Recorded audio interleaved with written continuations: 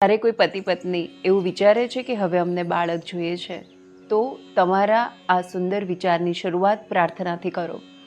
ઈશ્વરને, પરમ તત્વને, પ્રકૃતિના હરેક તત્વને જણાવો કે હવે તમે બાળક લાવવા ઈચ્છી રહ્યા છો, કારણ કે બાળક એ ઈશ્વરનો એક અંશ છે. તમારા ગર્ભધારણ કરવાની પ્રક્રિયાની શરૂઆત ચોક્કસ જ પ્રાર્થનાથી થવી જોઈએ. હે ઈશ્વર, તારા નિરાકાર સ્વરૂપને અમારી વચ્ચે સાકાર સ્વરૂપે જોવું છે. અમારા થકી તારા પરમ અસ્તિત્વનો અંશ અમારી સાથે થાઓ. તારી દિવ્યતાને પોષવાની તક અમોને સાંપડો.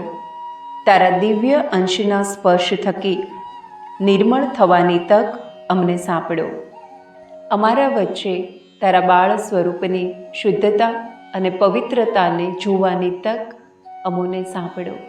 એ થકી અસ્તિત્વના દિવ્ય ક્રમનો હિસ્સો બનવાની તક અમને સાંપડો.